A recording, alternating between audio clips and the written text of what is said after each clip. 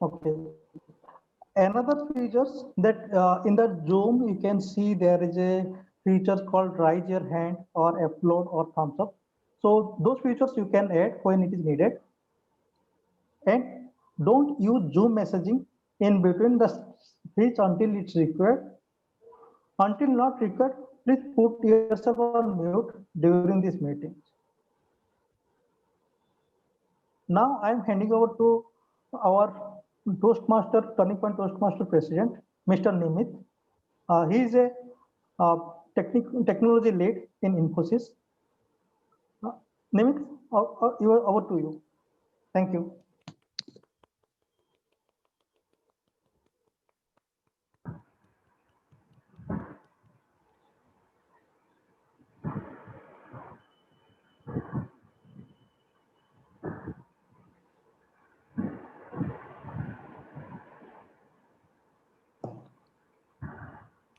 Nimit, Nimit, you're supposed to start. Can you hear us, Nimit? Nimit, are you able to hear us? Yeah, hello. Hello, everyone. Hi. So, welcome everyone to yet another session of Turning Point Toastmasters. Thank you, Sergeant at Arms, Rajesh, who has taken up this responsibility for the very first time. So, congratulations to you. And so yes, I am looking forward to this session, and I am ready with my notepad and pen today. So, plenty of learning and fun for sure today. So before I start, I would just like to set a context. So friends, we are in the 21st century, and not only business but also business communication moves at the speed of light. Gone are the days when executives had time to draft a message, have it tweaked by a public relations officer or a marketing team, and then approved by the legal department and then deliver it. Whether it's in a meeting, at the coffee machine, or on Twitter, readers must know how to think on their feet and respond eloquently and persuasively.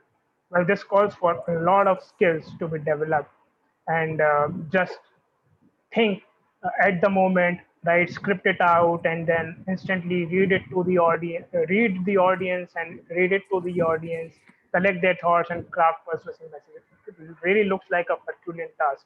But friends, there is a good news. This is not a talent which very few may possess. It is a skill, and a skill can be learned by anyone. So, to learn the skill today and to convert this into the art, we have two stalwarts, two masters of the art of impromptu speaking, who are among us to share their insights and the tricks of the game through their wisdom and experiences. So get ready with your notepads and pens as I bring to you two excellent speakers.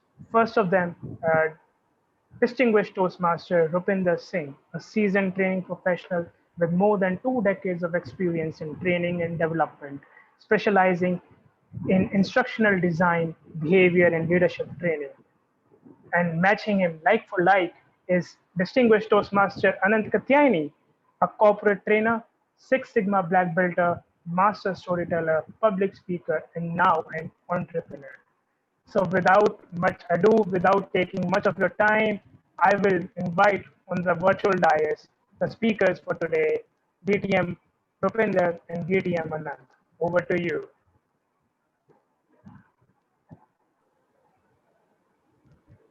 Okay. For those of you who don't know, Anant has chosen me to be his mentor.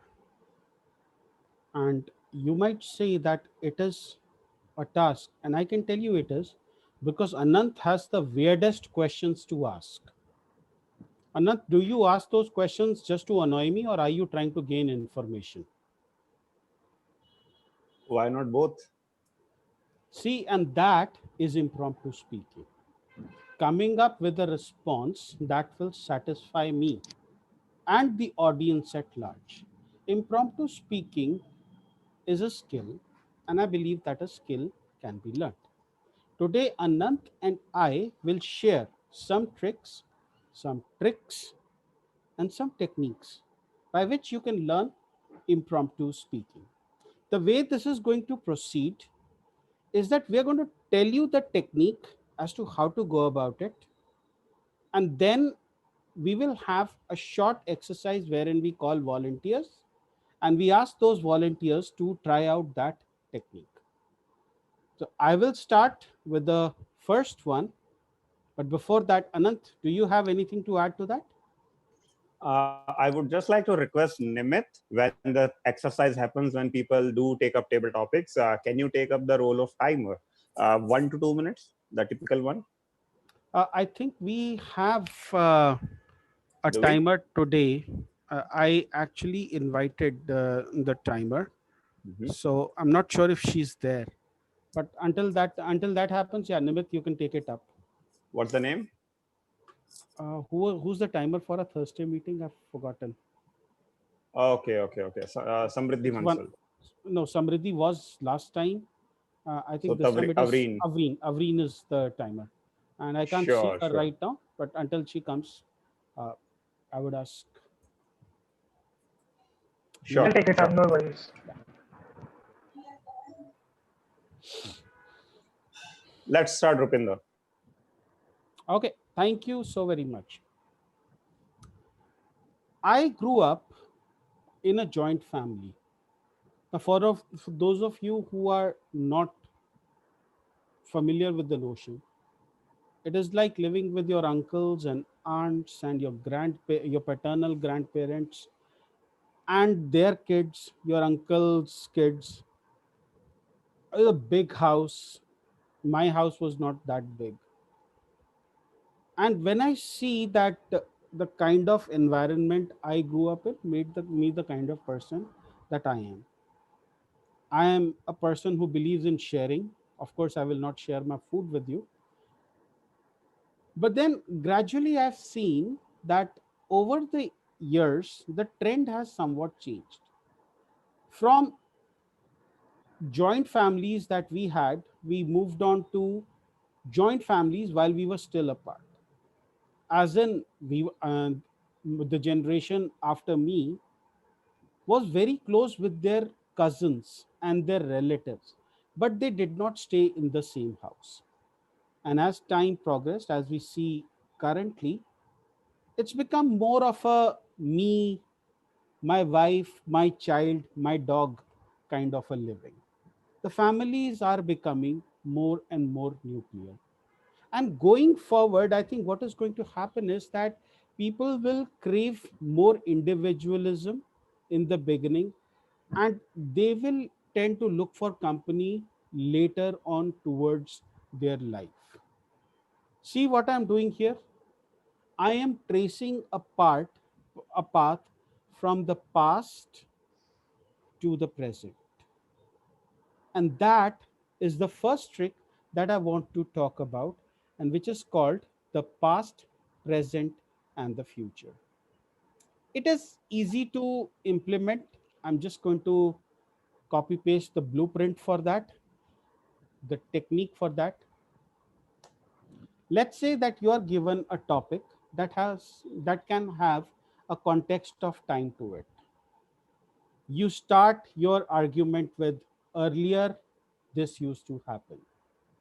These days this happens. Going forward, I think this will happen. So I think you draw a conclusion out of it. Four paragraphs, each starting with any of these statements, and you have your answer.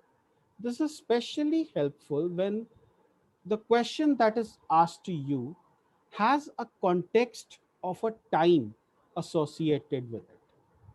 For example, it could be transportation through the ages, to which you can answer that earlier there used to be horse driven carts or horses. They were the primary means of communication. Then the vehicles came in. Nowadays we have aeroplanes, and who knows, tomorrow we might have cars that fly or cars that drive on their own. Now, I'm talking about three parts: the past, the present, and the future. But if you look at it closely, you can divide your past into two parts, your present into two parts, and maybe your future into a couple of more parts. So you can have as many parts to your past, present, future as you want, so long as you end with a proper conclusion. If you're still confused, you start your statement with earlier what used to happen, or in the past what used to happen, or many years ago this thing used to happen. These days, this is what is happening. Now, this is what is happening. Going forward, I think this will happen. In the future, I think this will happen. Looking ahead, I think this will happen. And then conclude it with, so I think, or in conclusion, to sum it up, any of these statements. I hope what I've said made sense. And I would like my first volunteer to come up and try this technique with the topic that I'm going to give them. And Anant, I would request you to be on standby to evaluate the person, whoever comes up. Do I have any Sure. volunteers, Thank or you. should I start choosing? Before that, we also have Samriddhi joining us. So Nimit, would you like to volunteer as timer at least for this section so that Samriddhi can see how to do it? And then for next one onward, Samriddhi can do it? It's actually Avreen who's going to be the timer. Samriddhi, I think, Oh, is sure, sure. So Avreen is also joining. She is just entering the room. that's fine. So for this session, I would be up, and then she can take it forward in the next section whenever you call. Cool. Sure. In the middle of all that, I've lost any volunteers who can come up to the stage, follow the past, present, future. The blueprint is right out there in front of you. All you have to do is start a statement with, in the past this happened, these days this happens, and continue. So Anyone? use the raise hand feature virtually through the Zoom itself. Or else I will start choosing.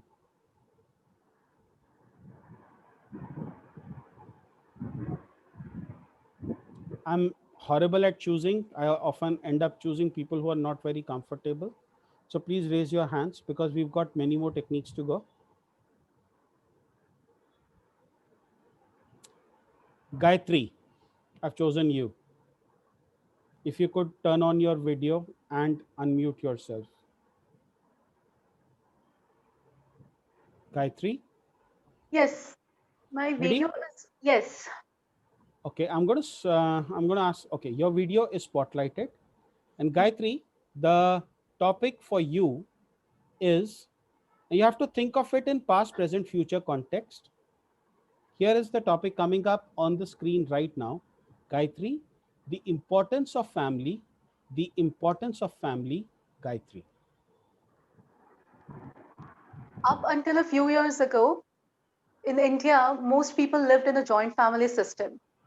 Gradually, the joint family started becoming nuclear due to the job prospects that people got, and those jobs were out of the city, out of their main family home, which is how the nuclear family system began. And now, in the current times, we are witnessing that these nuclear families are becoming micronuclear, wherein even a family of four, wherein mother, father, and two kids are not staying together.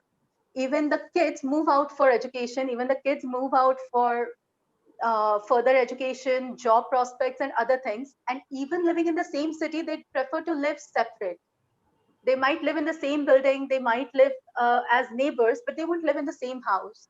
Somewhere down the line, personal privacy has taken uh, precedence over all the other aspects. So I think family system is changing. Up until a few years ago, it was more about joint family. Then it became nuclear family, and now it is becoming like micro-nuclear, very individualistic approach. Thank you. Thank you. Anant, evaluation, please. Thank you. Gayatri, I could see that, just a second. Yes. So since we are going live, I'm just changing the spotlight since Nimit is taking care of the timer. So Gayatri, I could see that you have really good listening skills and you followed the approach given by Rupinder to the T. The phrase up until now, that was all about past. And then you had gradual shift to how it is happening today, and probably just a little bit of touch upon in the future, not in detail, which is okay. So you followed the structure. One highlight of this mini speech was how you summarized and concluded. You picked up a line or a thought from each section, and that is where you gave a reason throughout as education and job as the binding factor. What you can improve, probably if I have very low expectation, then nothing at all. But just to give you a challenge, maybe sort of uh, find out your own, draw your own insights, or maybe how this can look like in the future, or how it has changed you personally. Maybe add that element. Personal stories or personalizing this general wisdom observations that can make it from here to there. So challenge set for you for next time. Over to you, Rupinder. Thank you very much. And now I'm going to wait for 10 seconds for our next volunteer while I get my topic ready. 10, 9, 8, 7, 6, 5, 4, 3, 2, 1. Do we have a raise of hands? We have Aman. Aman, great. Welcome. So Aman, the topic coming up for you, and remember this approach that I spoke about, the past, the present, and the future. Avreen, are you ready to time? Avreen, I see you. Are you ready to time Aman? Seems like Avreen is having communication issues. So I'll take it up, Rupinder, for now. Okay. Aman, the topic for you, the role of technology in our lives. The role of technology in our lives. Aman. Imagine sitting near a bonfire with your tribe, trying to figure out where your next meal is going to come from. Then suddenly someone among your tribe comes along and tells you, boss, if you click two stones together, it generates a spark. And through that spark, you can do things which you were not able to do otherwise. Now you're able to cook food. Now you're able to scare animals and whatnot. So that point of time, that was technology, but with a subtle difference. There's a difference between what K.M. Panikkar talks about, the difference between techne and technology. Techne is you need something. Each culture has a different techne of how you make things efficient. But now what you're witnessing in current times is the alienation of man, the alienation of modernity, through which you see technology is overpowering our relationships. Like the previous speaker talked about, how joint families are getting broken down into nuclear ones, and nuclear ones are getting broken down into micronuclear ones. You see? And now I'll like to add one more point to it. Now the micronuclear ones are getting added to a family with one person, and the family member is a smartphone. That is the kind of family we are getting into. So if this is what the corona pandemic has told us, that we are in a room, but we are not alone because we are with our families. The four members of family are there in different rooms because we do not feel a communion. What we feel communion with is a technology gadget in our pocket. The coming times pose us a question. Do we let the technology overpower us, or do we use the technology for our needs? The choice is ours. Thank you.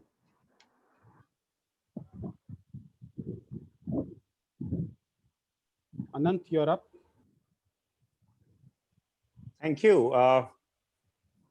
And this is for everyone. I'm addressing everyone, not just the speaker. So friends, do you recall that early morning radio jockey shows while driving on the in your car to your workplaces? Old days. I sense kind of that feeling right now because I was totally visualizing a person speaking while just hearing this inanimate voice. So boss, your first and biggest strength is the kind of voice the vocal qualities that you have, it makes every conversation lively. To add on to that, yes, you talked in detail about how technology spawned the dawn of mankind itself, right from the discovery of fire to how technology has overpowered us, overwhelmed us completely together. Probably somewhere you did smartly manage the future prospect with the conclusion itself. Interesting way, one new way for all of us to learn from you. The challenge for you, let me set, is number one, uh, how has technology impacted you personally? Or second, uh, you did turn your conclusion, future prospect into conclusion in this past, present, future approach. But how about using your creativity and imagine a future with just by your thinking? Because that can be a really interesting prospect as well, how the technology will look like in the future, robotics, bionics, God knows what all. So maybe don't just limit yourself. You have that voice, that persona, add some more imagination to it. And of course, highlight was the conclusion, how you merge both the conclusion and future prospect together. Good luck. Over to you, Rupinder.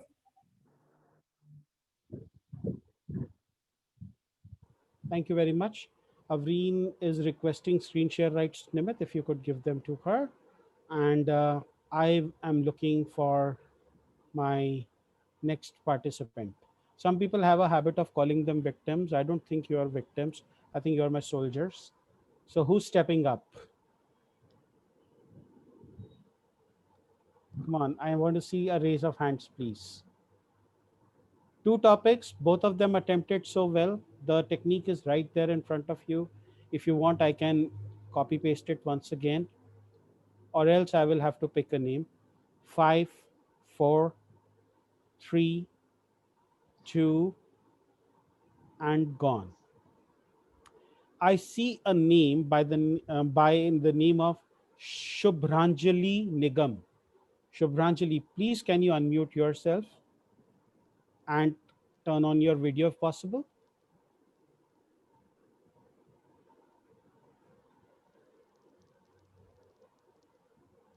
Yeah.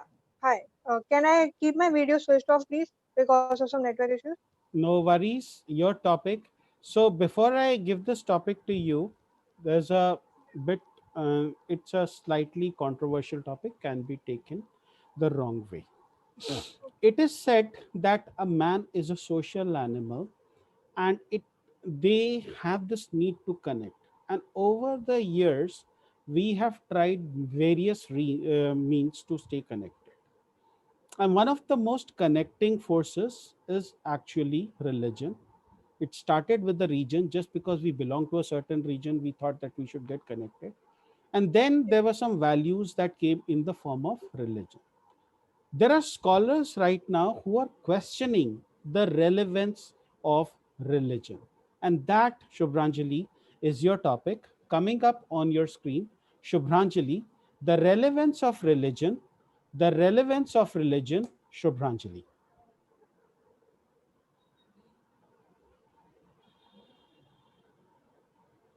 Yeah. Can I think for some time? Okay. Do I need to speak for that 1 to 2 minutes only? Yes. Follow the past, present, future approach, as you can see on the screen as well. Go ahead. Okay. Okay.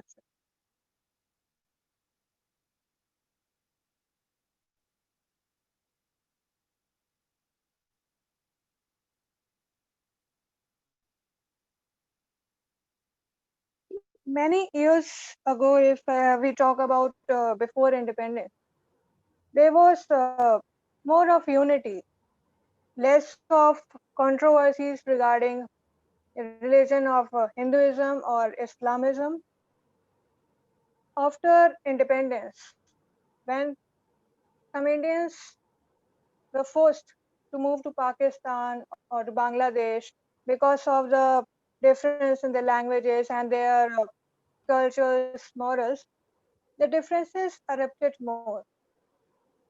In addition to that, the politicians added fuel to the fire by their political agendas and gaining vote banks, because of which this religion thing, it created a difference, it created a blow to the unity in India.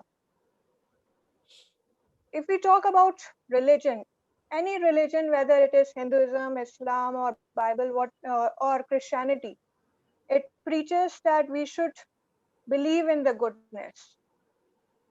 If the practice of religion is embraced, acknowledged in a positive way, then we can gain back that unity back without being blindfolded by the political agendas. Though it is a hard way to go, it's a hard path to follow, but things can be revived if we believe in the unity and try to find out ways and not be generalized without why a particular person is committing some crime. We should not generalize it that that person might be a Muslim or something. We should try to see that that particular person has that it is not related to a particular religion, and that is how a religion, I guess, it can be had a positive effect on life if we focus on the main parts, that it focuses mainly on the goodness that we need to preach. That's all from my side. Thank you. Congratulations, my dear friend. You spoke on a very tight rope. I could see this topic had big scope of falling in the pit of either praising one religion or putting mildly unconsciously the other one down. You did not fall in that trap at all. Very measured, calm, and composed way of spending those precious 2.5 minutes on the stage.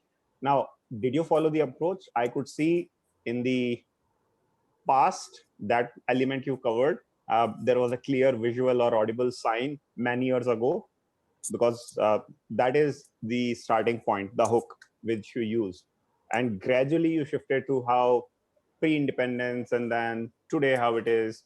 Of course, the future element, you could not reach much over there because that is an area of uncertainty. However, the only trick to visualize about it is use your imagination and just make prophecies, as we call in religion.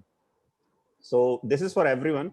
To talk about the future part, we don't have a data ready at hand. We only can make prophecies how it will look, technology, religion, or families in the future. So we need to do that. Having said that, yes, you had this structure in place. And thank you, Rupinder, for giving that structure, because without which this topic could have been the most impossible topic to speak even for me. Uh, the speaker did really amazing and not losing the grip on the topic.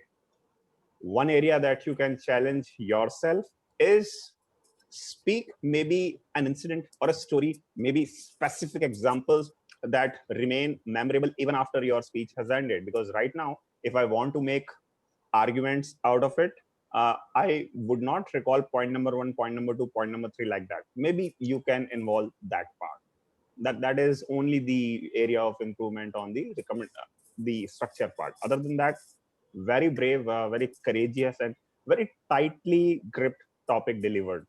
Thank you so much. Over to you, Rupinder. For your suggestion. Thank you very much. And that ends my part for now. I'll be back in the words of Arnold Schwarzenegger. Avreen, while you're timing, may I also request you to time the evaluator? Just show a red card after 1 minute. That is maximum that we will have an evaluation for. But now I will hand it over to the person who likes to take on challenges, who likes to try the impossible. So he said that I'm going to talk about a concept called space. And I said, I don't understand what that concept is. And then he explained it to me. I said, it is complicated. He said, I'll make it look easy. And then he explained it to me, and he actually made it look easy.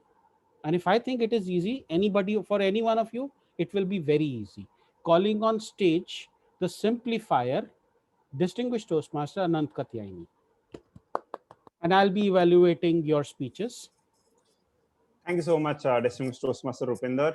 Folks, have you seen Avengers Infinity War, or at least any movies in the Avengers series? Just give me a thumbs up, raise of hand, anything.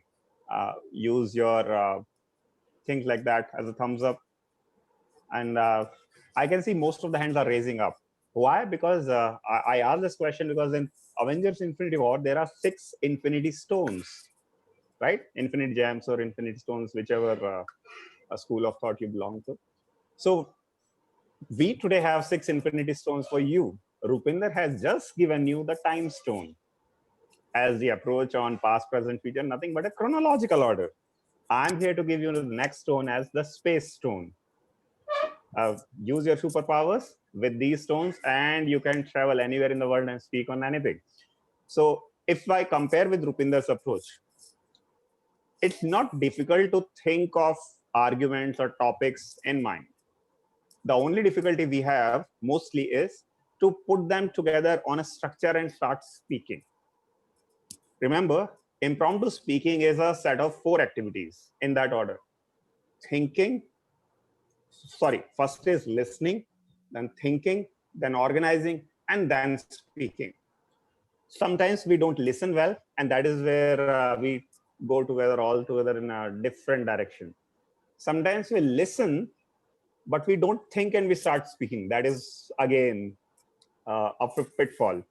But when we listen and we can think of maybe 2, 3, 4 arguments in mind, we get trapped in this dilemma how to make sense out of it in our own mind first and then present it.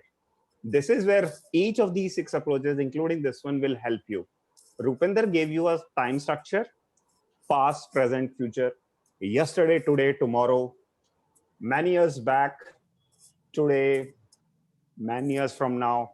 Any of these approaches you take, it's just like a time scale. So what's the space alternative? A geographical arrangement. What are the directions that we can use to put things in a geographical structure? Top to down, left to right, from first to last, from north to south, east to west, inside to outside.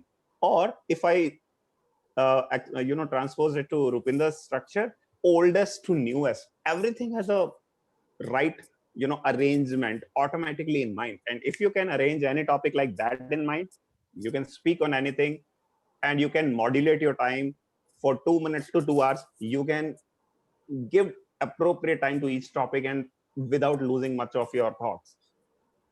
If you have ever seen a politician speaking about his 5 years of achievement on the dais for 2 hours, that is how they do it. Some of them, yes, they have a page in front of them to read out, but many of them just go by their instinct. 5 years ago when I started, I did this, today, tomorrow. That was Rupinder's approach, time. My approach is start speaking in a directional sense. One example, let's take one example. If I have to give you a description of my house, what is the best approach? Do I talk about the corner bathroom on the first floor and then I suddenly talk about the basement and then suddenly my hall? Probably I will miss out something or the other. Best example is, let's me go with Tulsi Smriti Irani taking me on a tour with Risto ke bhi roop badalte hain, that kind of montage where I enter and I see a hall. On its right, there is a room. On its left, there is another room. Then there is a dining room. Then there is a study room. Then there is a puja ghar. So I am touching one element at a time in a geographical arrangement. Another example. Let's say I have spent my life entirely in many places from my graduation till today in last 10 years. Either I talk in Rupinder's fashion. In 2010, I was at one place, 11 at one place, 14 I shifted there, 16 I shifted here. Or I talk about, I am from Rajasthan. And then after my graduation, I shifted to Hyderabad. From there upward, I came back again to Rajasthan. From Hyderabad to Mumbai to Bangalore to Delhi and to Jaipur, my hometown again. So I have a geographical arrangement like that. Pretty simple. Anyone has any doubt, just raise your hand. Okay, let me ask this thing as a sample example once again, and then we straight ahead jump into the illustrations by you guys. Gayatri has spoken already, so let me take this example from her. Gayatri, can you unmute? Okay. So Gayatri, what can you see around in the room where you are sitting? Okay. Maybe 5, 6, 7 things you can see. Yes. Can you name some of them? Yes. I have a mirror towards my right. I have a cupboard right in front of me. I have some photos on the wall, on my back wall, and on the wall to my left. I have the entry door to this room on my left, and there is my bed diagonally. Cool. Uh, Cool. Thank you so much. You just made my job easier over here. Thank you so much. Good round of applause for you.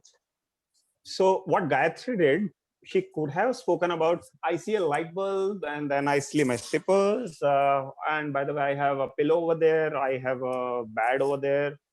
She just started with from my rightmost to my leftmost. She put a direction into this chaos.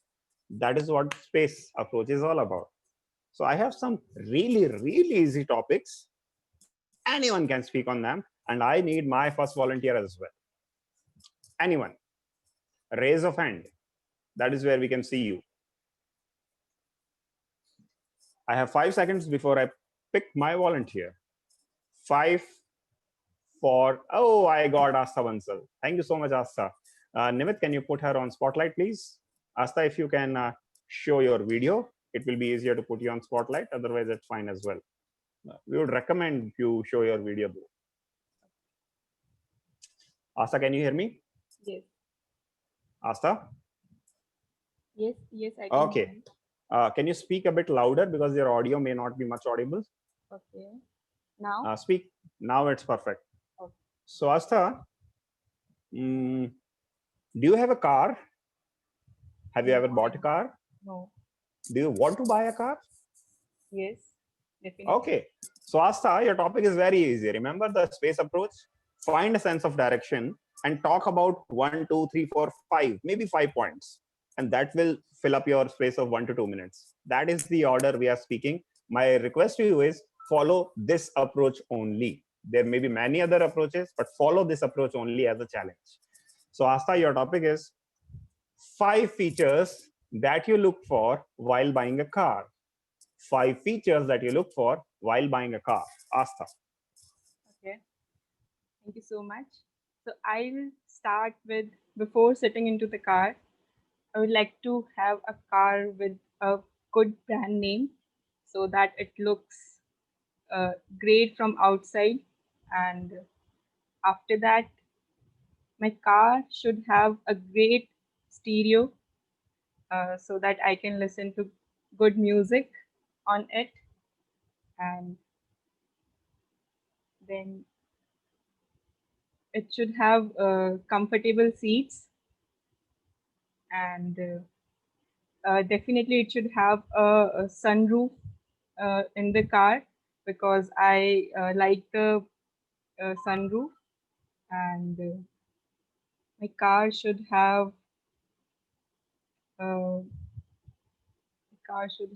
a good mileage, and that's it. Thank you. Rupinder, your evaluation, please.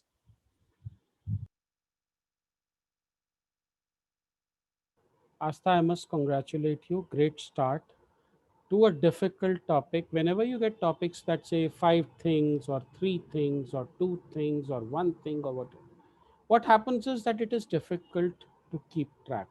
And yet you manage to keep track very well. You spoke about the brand name, the stereo, the seating, the sunroof, and the mileage. If there is any improvement that I would like to see, Asta, it would be to add a why would you like it. So you gave a why to brand name, that because brand matters to me. perhaps just adding another sentence about, I would perhaps like a Jaguar or a BMW or something. So would have added another dimension. Then when you were, then you kind of lost track. You said that I want a stereo because I want to listen to music. Maybe you could have said that having Bose audio system, right? Then you spoke about a couple of three other things: the seating, the sunroof, and the mileage. So again, giving reasons for them would also help in making your topic a little bit better. Otherwise, many congratulations for uh, doing exactly what was asked of you, giving 5 things. Thank you so much, Rupinder. And I couldn't agree more to it, because that is what we have to do. While arranging our bullet points on a spatial order, it makes sense if we add something to them. It's more like that skeleton. We just arrange it from head to toe, and we put some meat on it to make it look more presentable. Specify with examples, the names, the reasons, the whys, anything. And that is where it can go to altogether different level. I have my next volunteer coming up on screen somehow. Adriana, would you like to speak next? I have a special topic for you. Okay, Anand, I will. Can you try speaking a little louder? Your voice is a little muffled. Now it's better, I think. Awesome, perfect. So my friends, Adriana is from Colombia. She has spent more than 3 years in India, and she has been an avid traveler, correct, Adriana? Yeah, when it was possible, I traveled around India. Okay, so Adriana, this topic I have in the list, and I could see no person better than you to speak upon. So Adriana, your topic is India through my own eyes. India through my own eyes, Adriana. Remember the space approach. Okay, well, 3 years back when I came to India, I couldn't imagine the huge country that it is, India. When I now realize that my city, Bogota, is too small compared with Gurgaon and Delhi. So, living the situation of the COVID, I realized that all the cases that were is my right now, what I saw the map and I saw the cases were in my family and my friends, everything is really near.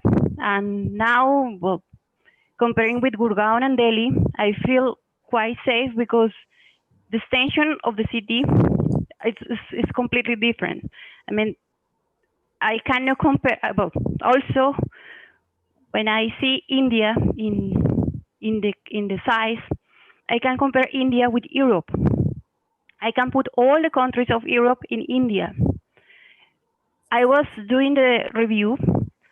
I noticed that the quantity of people that are living in one country, like Mexico, is the completely quantity of people that lives in Mumbai area in Maharashtra. All the quantity of people. The people who are in Haryana is the same quantity of people that is in I forgot the country. Oh, in Italy. So this country is huge compared with the world. So at the moment that you compare the statistics of the numbers, that is what's happening here and around the world. So this is nothing. So, well, going back to the topic. So I feel like each state, each city is a different country, is a different world. So I can know. So all the opinions that I was having back and the opinion that I have now for India is completely different. So when I meet people from Punjab, when I meet people from South India, it's completely different the view, and it's a new world. So that well, when I was outside of India, I couldn't see. But that is it. That's it. Thank you, Adriana. Rupinder. Adriana, thank you so very much for sharing that topic. I actually loved the trip. God, how many places did you take us to? You started with Gurgaon and Delhi, and then you compared India with Europe, Mexico with Maharashtra. And I'm pretty sure that there are people sitting in this audience who are very interested in Italy because they belong to Haryana. So, wonderful use of the concept of space as Anant as Anant prescribed. My only recommendation to you is get it in some sort of an order. Now, Mhm. maybe you were going chronologically when you started with that you came to India 3 years back. Perhaps you could attach the space to that time. So when I came, I was living in Mumbai, and then I moved to Gurgaon, and now I'm living in Delhi. But I've visited Haryana, I visited Punjab, I visited Maharashtra, and I can tell you that these places, they I found them very similar to other places over the world. So that sort of an order, when it comes at, it kind of rounds your speech up into a more compact unit, and you will find that you will not search for words when you are trying to draw those analogies, because it will come to you very naturally. I hope that was helpful. Back to you, Anand. Thank you so much, Rupinder. Let me quickly slide in just one more topic before I hand it over to you for the next approach. And who will be my next volunteer? Fatima has Fatima. raised her hand. So let's Wow. put Fatima on the spotlight if her video is shared. Otherwise, unspotlight the current speaker. Yeah, sorry. So Fatima, I will give you maybe a simple topic, somewhere the same topic, a mutation of that I gave to Adriana.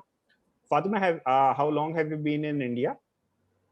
It's been almost an year right now. I think this last month I just completed an year.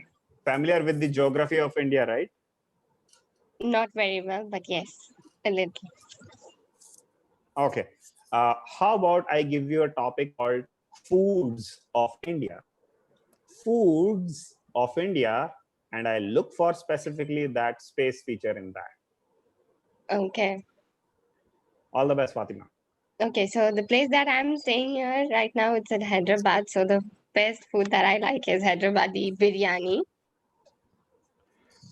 And because I belong from a caste called, I belong from this Muslim culture, and also this is the place for, so it's very famous. And fortunately, I don't know how to say that, I happen to live here in the month of Ramadan, and due to coronavirus, we couldn't eat those dishes. But the beauty was that we were cooking those foods at home, seeing how to make biryani in pista house biryani and stuffs like that. It was really interesting to know how the foods are made. I never knew about these spices because abroad we usually eat things like salads or a very less usage of spices. I never heard of these spices that I was cooking with or dealing with. So yes, that's all about it. The special food that I've got to know about this place was Hyderabadi biryani and halim. Thank you. Fatima, I am going to hate Anant for giving you this topic because, as you can tell, food is something that is very close to my heart and probably is affecting my heart right now. But I love the culinary trip you took me on.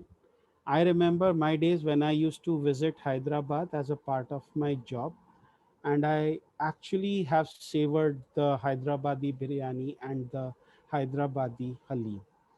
Now, as far as the concept of the space was concerned, you actually took us to two places. One was Hyderabad, and the other one was Middle East, where you compared the two cuisines, and that is where I have a suggestion for you.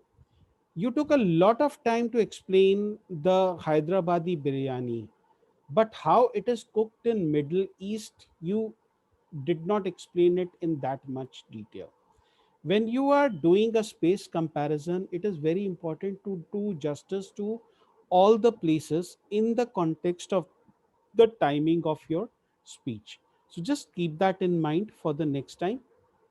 Otherwise, a wonderful topic. And now I am hungry. Back to you, Anand. Thank you, Rupinder. To be honest, the topic was foods of India. And though she gave us a detailed detour of Hyderabad, the way we probably see the food listed as is North Indian food, South Indian food, West Indian food, East Indian food, probably Maharashtra, how we see a different variety of food versus Hyderabad versus Rajasthan versus Gujarat versus Bengal. So that is probably I had in mind while attempting this topic.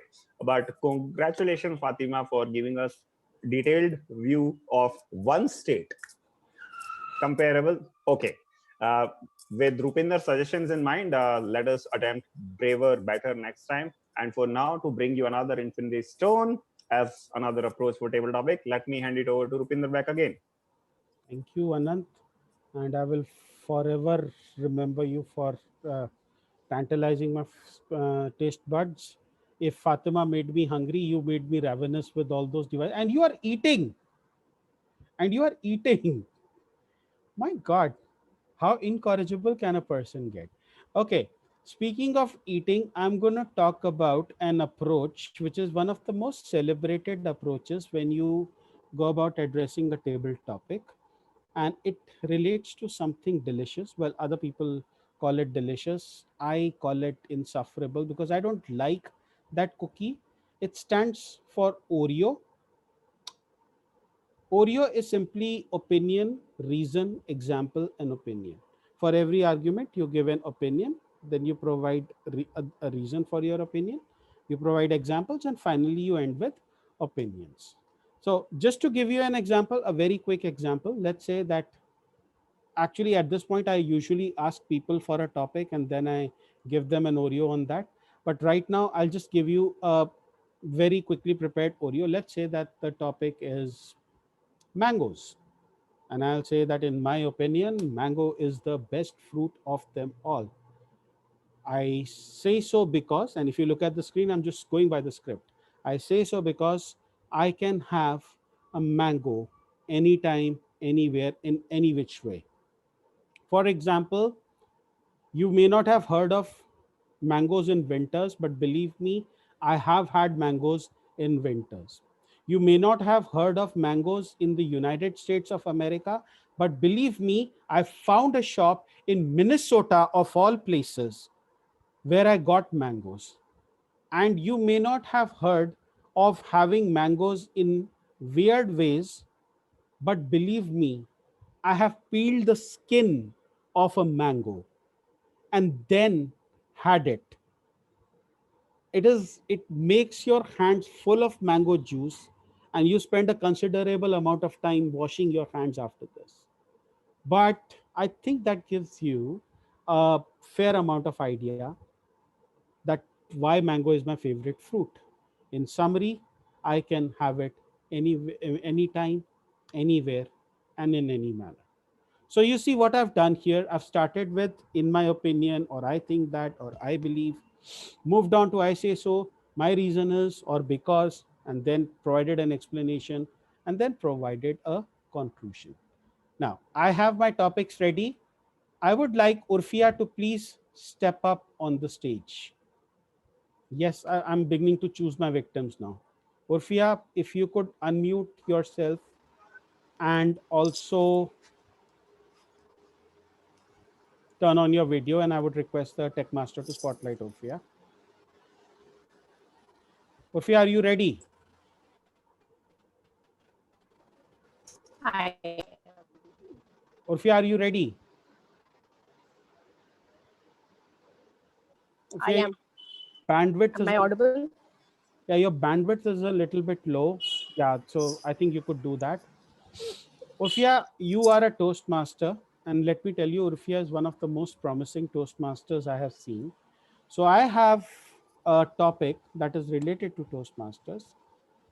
Urfia Abdul, why we need Toastmasters? Why we need Toastmasters? Urfia Abdul.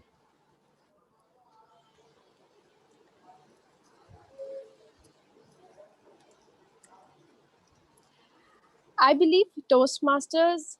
Am I audible? Yes, you are audible. Okay. I believe what Toastmaster has to offer is applicable in our daily lives, regardless of our profession or the background we come from. because it teaches us one of the most valuable lesson of our lives, public speaking. Why I say it is applicable regardless of our backgrounds is because public speaking is required wherever you go, whenever you go, be it in the house while speaking with your family members, be it while speaking with strangers you come across with, for example, drivers, for example, fellow pedestrians. Public speaking teaches you all those lessons and differentiates you from other people. Like I said in an example, while speaking to fellow pedestrians or while speaking to the driver, there's a difference in your attitude, and that is what public speaking teaches you. And Toastmasters is a platform that teaches you that valuable lesson. So in my opinion, why Toastmaster is so important is because the values that it teaches is applicable wherever you go, whenever you go. Thank you. Brilliant, brilliant topic, Orphea. I probably could not have attempted it any better, to be honest, because you did it within the green and yellow signal itself. You had an opinion to begin with saying, I believe. And then the next sentence which followed began with because. So that is where right there you had your opinion as well as reason.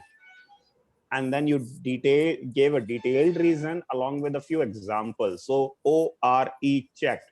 And I'm sure everyone remembers how you ended this topic once again, summarizing, rather reinforcing your opinion, saying, so that is where I believe.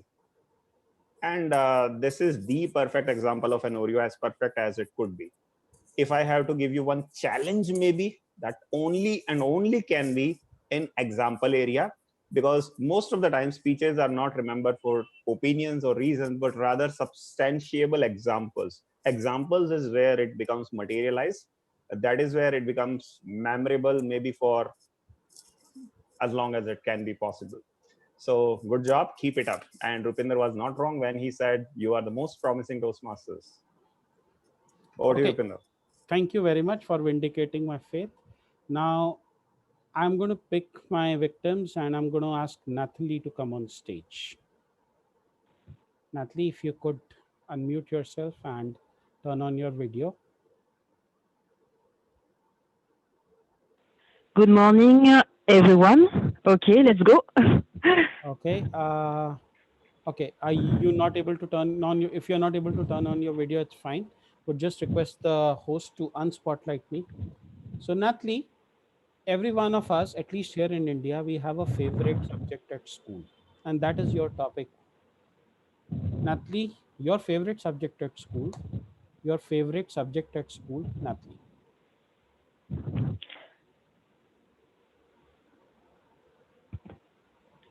My favorite subject at school was geography for several reasons. First of all, I am from Guadeloupe in West Indies, between North America and South America. And I have a triple culture. I am French, I am from Guadeloupe, from my parents, and I live in the past in UK. And the second reason is because I like to travel. I went to India, in Tamil Nadu and Kerala, and I love travel and to meet people and find out their rules, how they do stuff, and the psychology of as well of a citizen. And the third one is because, and it's most important, we are a world citizen. Everybody is unity. We are the same human with a different shape, but we belong to planet Earth. And to conclude, I would like to tell everyone that We are human. We have differences, but keep in mind we are unity. Thank you very much. Over to you, Anand. Congratulations, Natalie. Uh, the topic, how you related this simple thought of your favorite subject in school all the way till the entire world being a family. Well, that is impressive in itself. How about the approach that was prescribed by Rupinder? You started with an opinion, and then you had not one, not two, but probably three reasons, and that too pointed by number one, number two, number three. So very street smart on your part over there. Examples, yes, I heard the example of the favorite subject itself being geography, and then in the reason also the places that you visited, right from your hometown in the West Indies to the places in India. You did not just say I visited India, you specified Kerala and Tamil Nadu. That is where, as I said earlier, specifying things becomes memorable. Conclusion once again was clearly marked with to conclude, and that is very visual on your part as well. So to me it felt like a very wholesome speech on the topic itself. Frankly, no more suggestion from my end. If possible, we would love to have seen you on screen. That's the only desired area. Over to you, Rupinder. Thank you. And that is my approach. That is the approach from my side. And I will hand it over to Anand to talk about yet another approach to impromptu speaking. Over to you, Anand. Thank you so much, Rupinder. And folks, let us meanwhile just appreciate how swiftly our tech master and the president of the club, Nimit, has been doing his job silently as well. So Nimit, here is to you. That is what Toastmasters is all about, isn't it? It's not always about getting the limelight or the stage. It's sometimes doing your work diligently in the background so that others can shine. And today, thank you so much for making me and Rupinder shine, Nimit. Now, I have one approach which can make you shine any day, anywhere, on any topic. This topic is all about looking inward rather than outward. So far, we have discussed all these Oreos and time and space. But what about the wisdom, the academic or the professional wisdom you have right there? How about using that? Primarily to think of the topics. And here is the thought. No two approaches you would use in isolation alone. Always there is a mix. For example, you can talk about a spatial arrangement of places along with a chronological order. Who knows? Or maybe reason number 1, 2, 3, like that. So the next approach is all about deep diving into your own mind and coming out with one example, a reason, an incident, an argument point, and merge it with any other organizing or arrangement approach. This topic I learned in my MBA days, and it's all about a framework called PESTEL. Anyone who has heard or seen or come across this word called PESTEL, P-E-S-T-E-L? If not, then I'm just pasting the full form of this abbreviation in the chat. PESTEL is all about, just let me check whether I posted to everyone. No, I posted it to Turning Point. So let me post it again.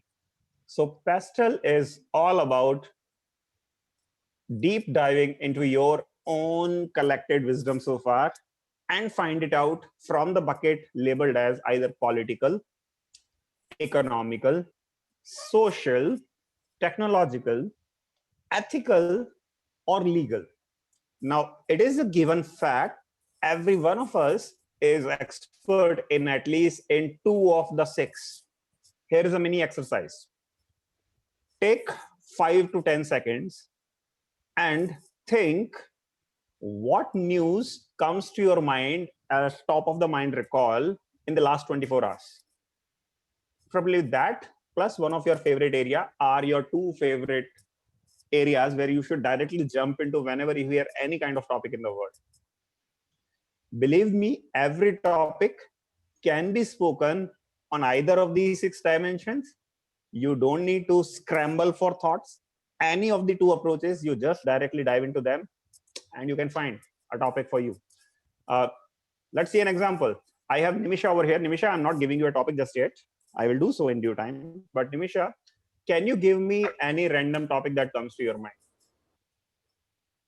Movies. Movies, excellent. So here is all about movies that I can speak on either of the 6 dimensions. When I see movies and try to find from the political front, well, I see a certain movie actor making political headlines currently, isn't it? The entire news is filled with that. And of course, movies and politics go hand in hand at times. There are movies about politics. There is politics happening over the movies and movie actors. There's a direct link. Directly, we can speak from the hot burning current topics. How about economical? A movie is a massive, massive industry, the movie industry. We can compare between Hollywood and Bollywood. We can compare how one movie it gets invested millions of rupees and sometimes turns out as a hit or a flop, depending on the financial structure. You can talk about the movie which earned the most ever, or this month, or this year, how the economy has shifted from the big screens to your mobile devices now. The entire economical landscape is shifted, and that you can speak about. What was the third one? Rupinder, what was the third one? Pastel? Social. What comes to your mind when you hear the word social? There is a... Okay, sorry. You're asking me or? Yeah, Rupinder, what comes to your mind when you hear the word social? The need to bond with fellow human beings. Okay. How do you do that? You do that with family, your workspace. You do that on social media itself. So anything where, any place where you get to meet, interact with another human being is part of your social circle. It is such a massive field that most of the times, out of your 2 favorite areas to speak from, social is always one of them. It is the fact. The fourth one is technological. You are, if a part of IT industry or fanatic about gadgets, that is your favorite topic to speak upon, isn't it? Movies, OTT devices, Amazon, Netflix, speak all your heart desires. Ethical is a very tricky subject. A lot of people tend to go to that direction always, and there are some people who never go to that direction always. So up to you completely. Last but not the least, legal. There are people just like engineers and doctors. There are people who are called lawyers, law students. Anything and everything they can associate directly. So that is an element of life as well.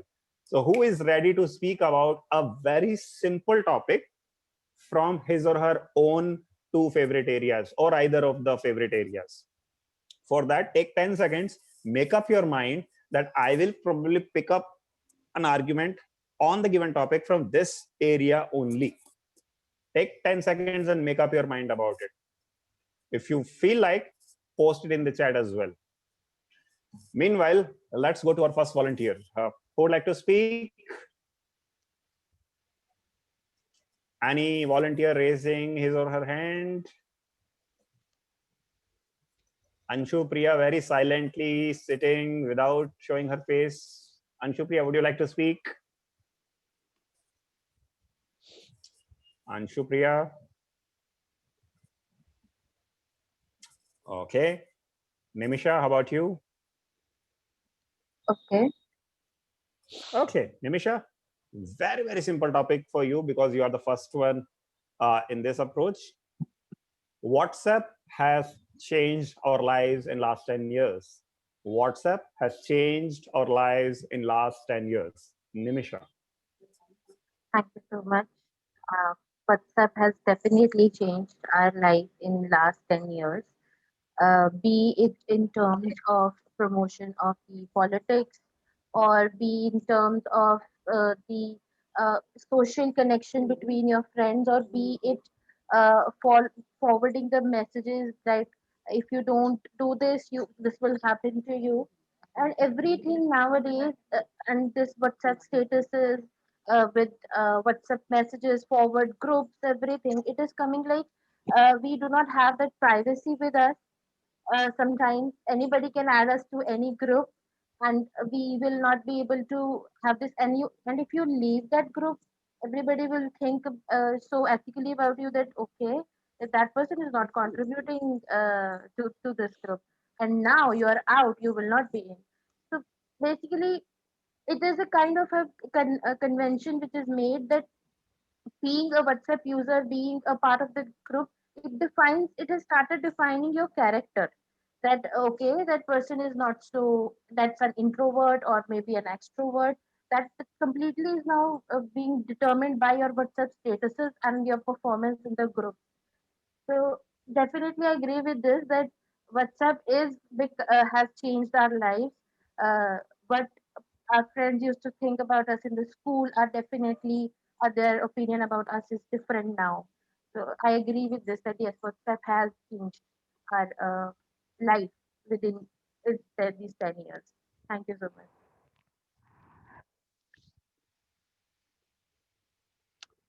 Nimisha,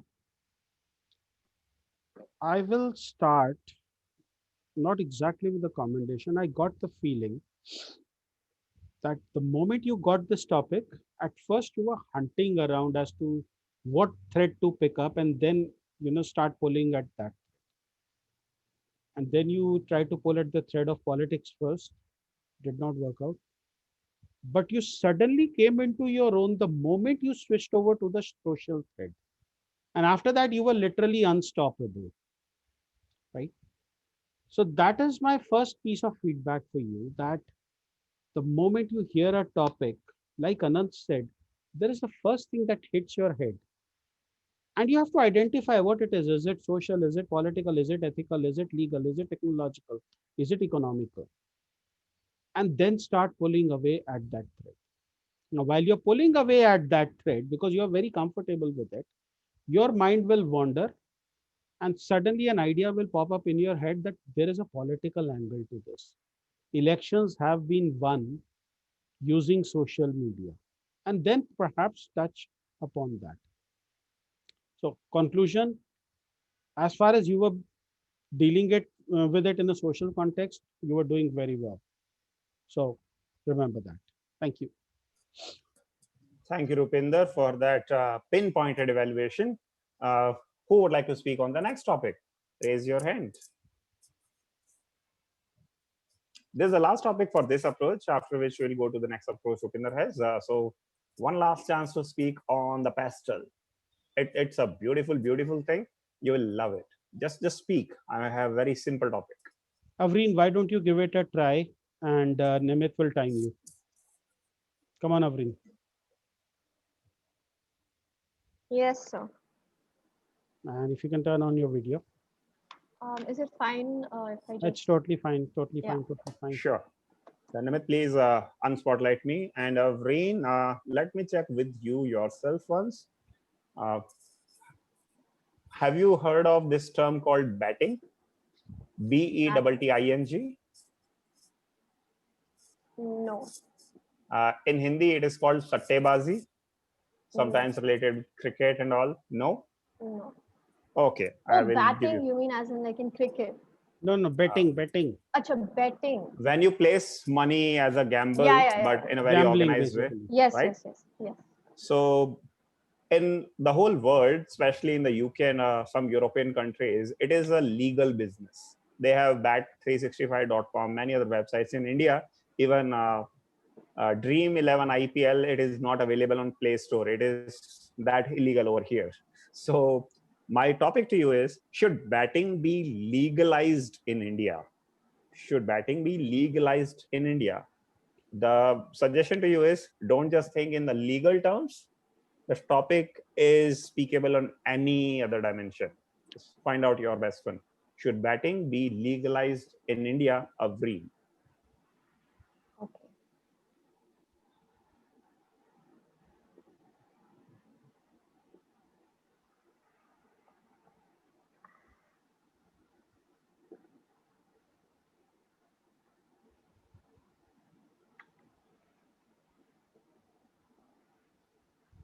Betting is a part of gambling which is present all over the world and is used in different areas.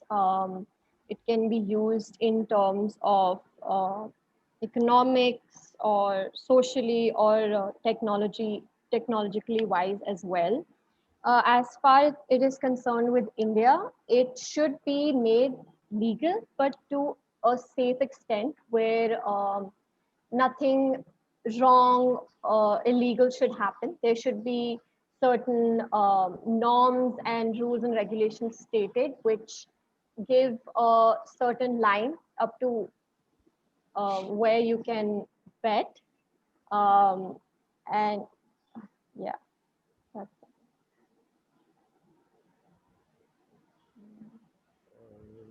Go on, try to stretch it a little more if you can. I think I'm done. Okay, over to you, Rupinder. Avreen, Yeah. I have a suggestion for you. Yes. So it was kind of clear that you were not comfortable with the topic. I must commend you that you took on a topic that you were clearly not comfortable with. But at its heart, what is betting? Betting is a vice. It is a habit. Okay. So you compare it with a parallel habit. For example, drinking. Now, drinking is not illegal in India. There are some strings attached to it, right? Think of it from a perspective of, would I allow drinking in India?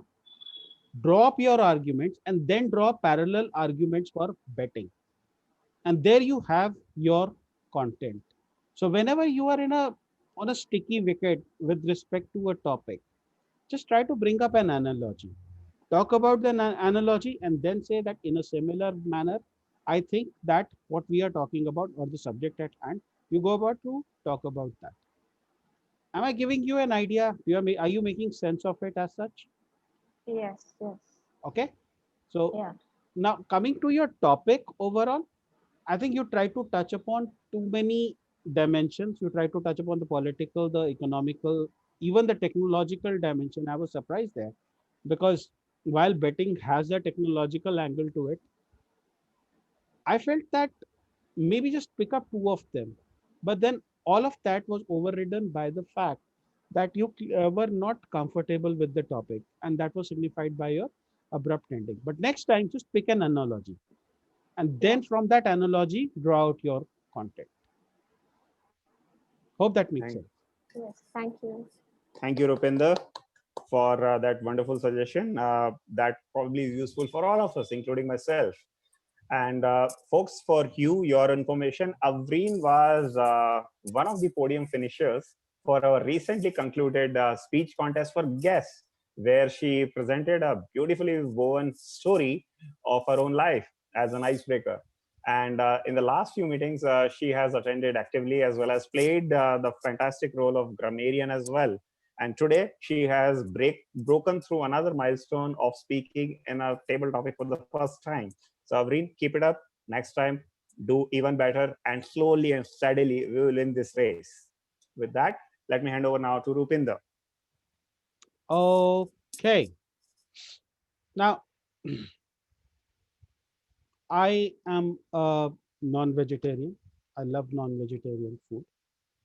But somehow I am also associated with something called kidney beans rice. Translated, it means rajma chawal in Hindi. So it's red kidney beans, curry, and rice. I absolutely love that. So on one hand, I love butter chicken. I love butter chicken because it is not spicy, it is sweet, and I can have it with rice, I can have it with bread.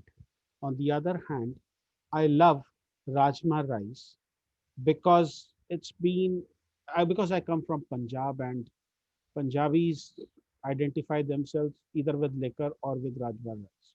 So no self-respecting Punjabi will say that they don't like rajma rice. But give a Punjabi a choice between butter chicken and rajma rice, and you will probably see a race that is already confused getting even more confused because they simply won't be able to make up my mind. Not me, of course. I will simply put double the amount of rice, and I'll have my red kidney beans curry on one side and my butter chicken on the other. See what I did there? I was asked to choose between red rajma and butter chicken. What did I do? I first spoke about butter chicken, then I spoke about red kidney beans, went back to butter chicken, went back to red kidney beans, and in the end, I came up with a conclusion. And this, my friends, is something that we call a this versus that approach. Let me just copy paste it, and let me just not send it to the one person who I had on my chat. I will not tell you who it was because people tend to scandalize things. My computer is behaving a little bit difficult, but you see that this versus that approach, if I could get a volunteer, because I've got a couple of wonderful topics lined up for you. So, couple of wonderful topics lined up for you. Can I have a volunteer, please? Samriddhi, you haven't spoken, and we would love to hear your voice. Are you ready? Yes, sir. Yes, sir, I'm ready. Okay. Samriddhi, some people love to wake up in the morning and absolutely aim to kill the rest of the day. Other people wake up a little bit late and they work late hours into the night. The former are called the morning persons, the latter are called the midnight owls. I'm somewhere in between. I don't have a time to wake up or sleep. I eat, sleep, repeat. Okay. And I don't know Yes. what to make of Anant jumping away in front of my eyes because I'm feeling really hungry right now. But the topic for you, Samriddhi, is morning person or a midnight owl. Morning person or a midnight owl, Samriddhi. All the best. Okay. So I'll tell you this, that this topic is something that my mom would love to hear me on because we always have a debate on this. But I'll tell you what. So a morning person, when somebody is a morning person, so at that time, what I think is that a person gets to do more. They have a little more day where they can work and they can have their day scheduled. However, in when somebody is a night owl, what happens is that there's a may or may not chance that they might be able to work, they might not be able to work. And if somebody gets up in the morning, they can exercise, they can have their meals on time, the health is all good. But if it's at night, what productive that a teenage feels is like, they can watch something, they like, they can chomp on movies or have snacks or like munch on stuff. So there are two different things that can go about here. But if you ask me or any kind of a teenager who's like 20 and in a pandemic, that person would definitely want to sit and like sit late at night, watch something, watch a movie, watch a series, enjoy their time at night, in the morning just sleep when their mom's actually waking them up with something that's scary. Like be it taunts or food and everything. They'll be scolding in the morning. That's what happens with the morning and the night out person. What I come up with the conclusion here is that I think that however, like the getting up at night, however tempting that may be, it's better that like a person starts becoming a morning person, because if somebody is passionate or a little scheduled, that's how you can make up like the best of your day, be it exercise, food, or your stuff that you want to accomplish or do. So that's it. Thank you. Anant.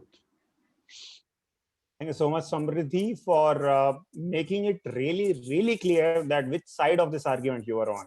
First of all, a lot of people have, a lot of us have this tendency to be the third person neutral observer, and we just try speaking this versus that and end on a very balanced conclusion, including myself. Sometimes we do that, even if our heart favors one or the other, because we want to be in the safe space.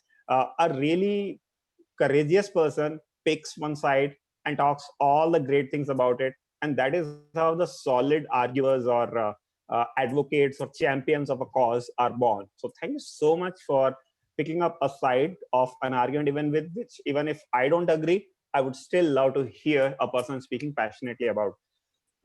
Sometimes it is also a cherry on top of the cake when you can add something street smart as a witty remark on top of it, the way you began. And that made Rupinder, myself, a few people on the video, on everyone laugh. And that is where it is unteachable. So you have that element in you. In this argument, and came out with a clear winner from your point of view. So from my side, no point of recommendation at all, at least on this approach. You nailed it completely, for me at least. Over to you, Rupinder. Samriddhi, thank you very much for speaking your mind. And one thing that I always tell people is never be afraid to speak your mind, especially as far as Turning Point Toastmasters is concerned, because here you will find an environment where, for example, I may not agree with what you say, but I will defend to my death your right of saying it. Because if you have an opinion, it needs to be expressed. So thank you for expressing your opinion over here. Now, for my last topic, I would want somebody who's had somewhat of a corporate experience or who's probably conducted interviews to recruit people. Can I have one such person? Anyone? We have Yashpal, who has not spoken. Yashpal, would you like to come on stage, please? Sure, sir. 1 minute. Give me a minute. I'll switch on my camera. Okay. Visible now? Am I visible, sir? I don't know. I don't know. Techmaster, yeah, you are visible. Okay. Yeah, go ahead, So, sir. Yashpal, we have this perennial debate, when we are looking to recruit people, we have this perennial debate. Should we hire a skilled person or should we hire a committed person? A skilled person will get the job done like this. A committed person will eventually get the job done. The thing is that the only difference is time. In some cases, quality. A committed person will eventually get to the levels of quality that a skilled person has. And they might become committed as well as skilled. Okay. So this eternal debate happens every time there is a recruitment happening. And I've had this debate with my bosses, and my bosses have had this debate with their bosses. I'm pretty sure that a lot of my potential interviewers had this debate with themselves, and then they cursed their inner soul as to why they went ahead with the decision of hiring me. But the topic for you is, Yashpal, skill or will? Skill or will, Yashpal? Good afternoon, everyone. If I don't know anything, but I have a zeal to learn something, I will definitely go ahead and grab that opportunity, will learn it and do it eventually. Well, skill versus will, I'll definitely give will a top marks. Why? Because if a person has only skill but a weak will, then that person will not only polluted the environment of a team, a culture of a team, he will to some extent beyond a point, he will create an ego that, okay, this everything is running because of me. And that will dilute the, what we can say is in corporate is a culture of team building activity. As a person, as a individual contributor, I don't want to work much with someone who has only willpower, only skill and ego. Instead, I would like to work with a person who has strong will, a good person, and who also would like to transfer his or her skill with other person. I always emphasize on a team building activity, a person who is good team player, instead a person who is super knowledgeable but want to work alone. I mean, there is no doubt I have in my entire career, I have met so many brilliant people who are misfit just because of their attitude. They are technically very sound. They can do work done just like Snap, but because they'll not gel up with different set of people, they can't take others' opinion, and eventually they'll thrown out, even though there is no less thing about their skill. And I have met so many mediocre people in terms of skill set who just by their zeal to learn that, okay, right now I'm not knowing it, but maybe eventually I learn it. They build the team and they'll take everyone together. So definitely, I'll go ahead always with the will against the skill. Over to you. Anant. Thank you, Yashpal, for very lucidly explaining this topic and your own reasoning about it. And of course, you are standing clearly on one side of this debate. So that again is a very positive, aura that I can see around you right from the onset. I have one area of improvement suggestion that is only in terms of the structure of this topic. So this versus that probably means that you give out point number 1, 2, 3 about this side, which we can compare point to point or maybe entirety to entirety with that side. This visually looked to me as if like a big chunk of a paragraph, where when you were moving from one point to the next, that transition was somewhere lost. And that is the only area where you can take it to the next level. Another thing that you can minorly do it, which we encourage all the time, it's okay when you don't want to name or specify the example of a person who is on the other side of the debate, but on the side that you are championing, the mediocre person turning out to be the asset of your team. Name that person as an example. Name one such person. For example, in my career, I have met one of my colleague, Nimit, who started probably as an averagely learned student and who today turned out, because of his sheer will, the crown jewel of my team. And that is where it becomes even more memorable. Specify, give example where you should, where you can. Over to you, Rupinder. Thank you. And just to add to Anant's point, Yashpal, next time you think of skill versus will, think Sachin Tendulkar versus Vinod Kambli. Both of them were equal in skill, but it was the sheer will of Sachin Tendulkar that took him along. Or think of Rahul Dravid.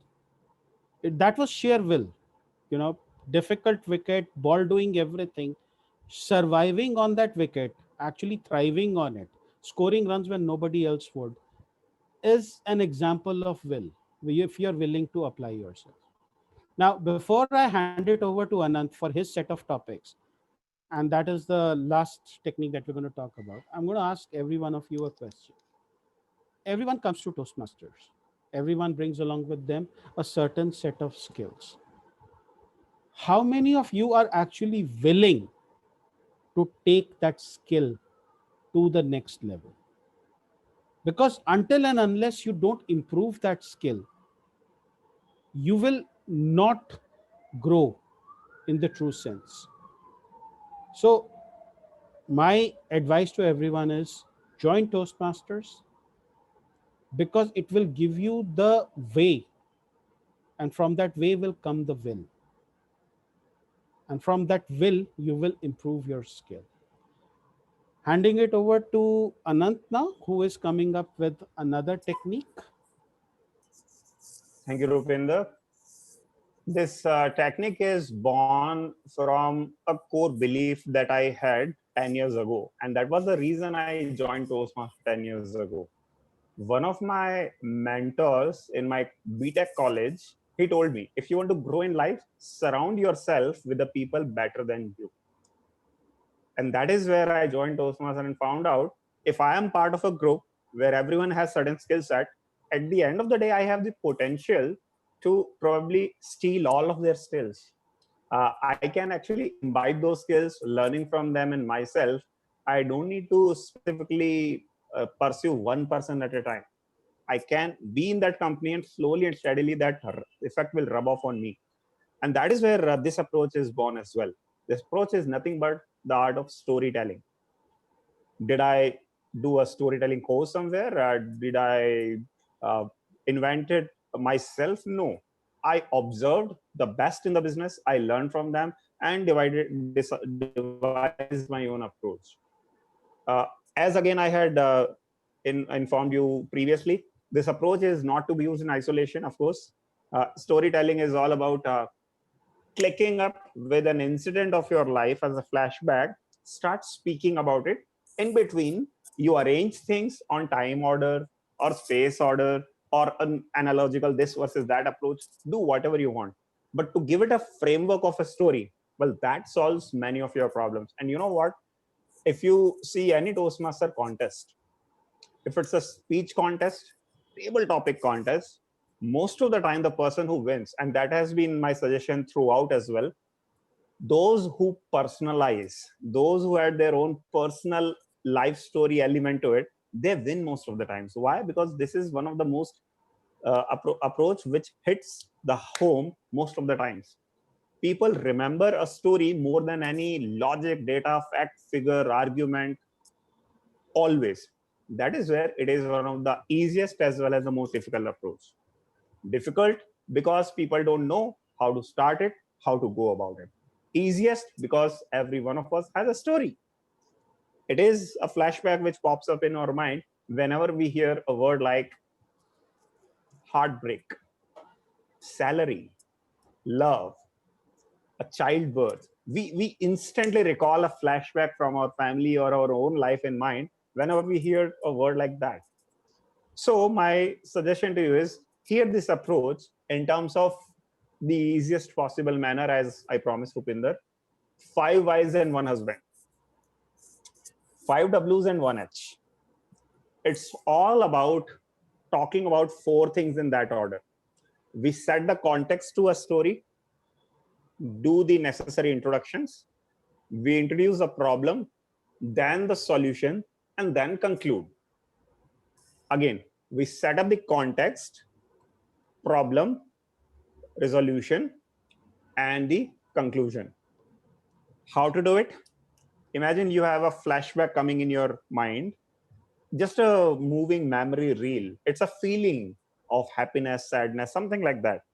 To describe it into words, these are the keywords that can help you out quickly. Start with when and where. When and where. Every great story always begins with once upon a time in a land far, far away, or 1857, India, or yesterday evening on my terrace. So when and where is the clear-cut bullet point. Everything can be dotted forward. You just need to find the starting point. Story will take care of itself. So start with when and where in the first sentence. Talk about the who's of your story then. The main hero, you or someone else, the villains, the supporting actors, the cast. If the story is about me from my school days, I will talk about how I used to be in my school days. Who was my best friend? Who was my class teacher? Who was the PT teacher who I hated the most? Things like that. So when, where, and who, your context is set. Life in general, suddenly one day, this inflection or the problem comes. Why the problem came. Introduce your why. This is actually the main point of a story. Because of this conflict or the problem, story mein maza nahi hai. So before talking about it, who, when, and where, talk about the why, how it got solved, and what happened later on. Did you live happily ever after? Did you have a moral of the story? Did you learn from this story and change something in your life? Talk about all of that. This is where the conclusion happens. So when and where, who is the context, why is the problem, how is the solution, and what happened later on is the conclusion. Simple. One example can be, what example can be? Let's take example of a movie, right? Lagan, my all-time favorite movie from Bollywood, because it set up the context for good 2 hours. It talked about when and where in the first opening 5-10 seconds itself, and then it introduced gradually Bhuvan, Lakha, Baga, Kachra, Goli, Gauri, the Mem Saab, the Colonel Smith, everyone. That is where the context happened. Why the match happened, how the match was won, what happened later on in Champaran, that's the stuff of the legend. Story, simple. I will give you some quick scenarios where you can test out your own storytelling skill. All you have to do is think of an incident popping up in your hand, latch onto the first incident that comes in your mind on these keywords. All right. And try to speak from when, where, who, why, how, and what. I have two people who have not spoken absolutely in the topics so far. I will ask them one by one. Nitin Gupta, Harsh Jain, and yes, I have asked Anshu Priya Prasad, so I will ask once again. So Nitin, would you like to speak on this topic? If you can hear us. Yeah, hi Anand. Yeah, I can very well hear you. Hi Nitin. Nitin, where are you joining us from? Interestingly, Anand, I'm in UK. So Okay. I'm part of TCS Gurgaon, and I was part of this group, Toastmaster Gurgaon. Okay. And Excellent.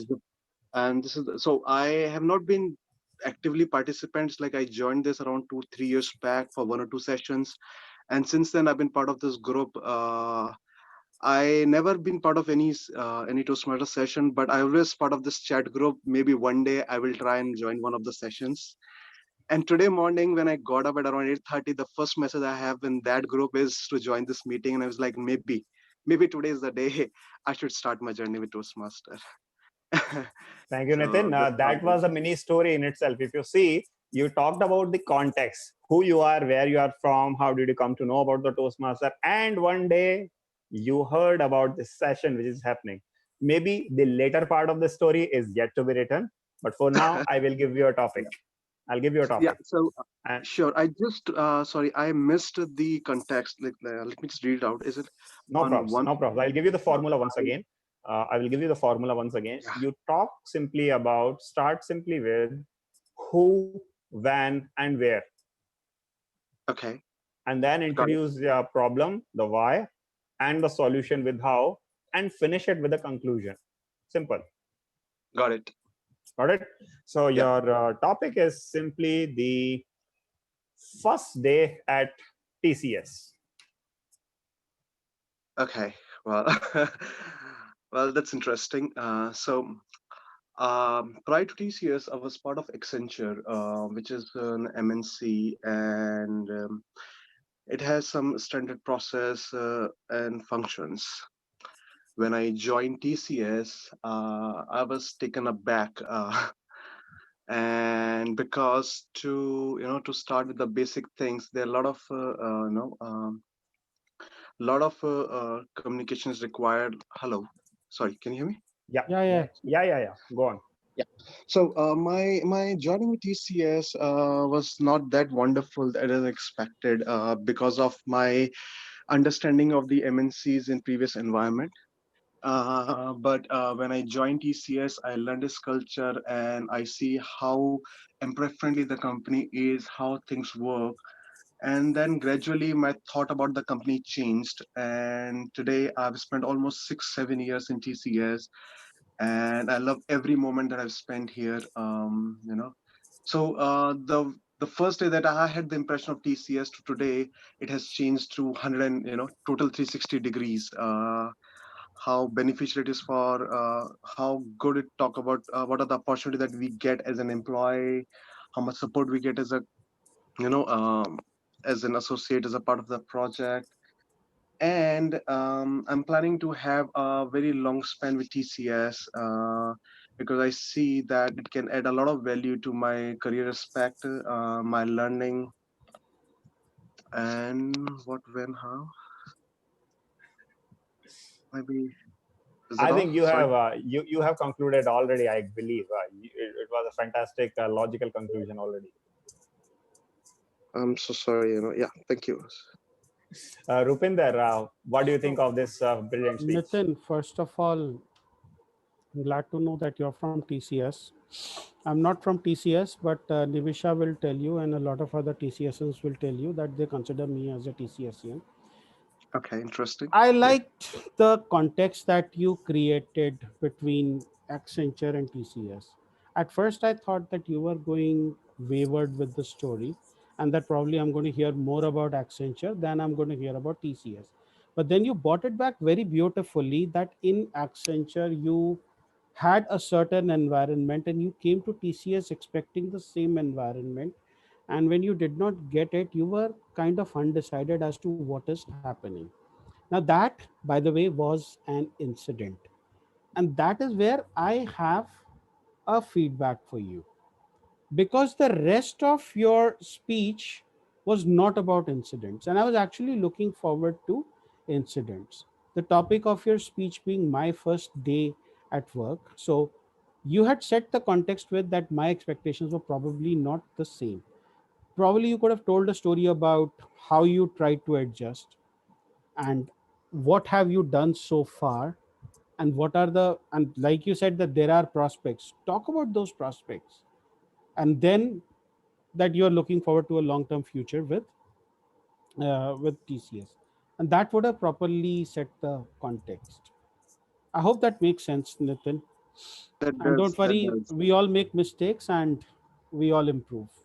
Thank Yeah. you. Thank you. Thank you for Thank that. you, Rupinder, and thank you for delivering this beautiful story. Whatever Rupinder said, having agreed to all of that, I just can't take my eyes off that beautiful conclusion that you had, because a lot of us just end our stories then and there. You took your story all the way till look where I am with today with TCS, and I would probably like to elongate this association as well. So that is an impressive step to how to develop the story problem conflict even better, how to resolve it even more beautifully. For that, I recommend you keep attending more Toastmaster session in TCS or with us at Turning Point Toastmaster. We meet every Thursday evening. So you will keep hearing from us, maybe through your email. Do give it a time, or sometimes visit us. Always keep visiting the Sunday sessions anyway. This is where this is a safe space. We all can help each other in becoming better versions of our own storytelling. Thank you so Sure. much. Thank you, Anand. And I Thank now you. come to our one person who has not got a chance to speak, Harsh Jain. Harsh, can you hear us? Yes, Anant.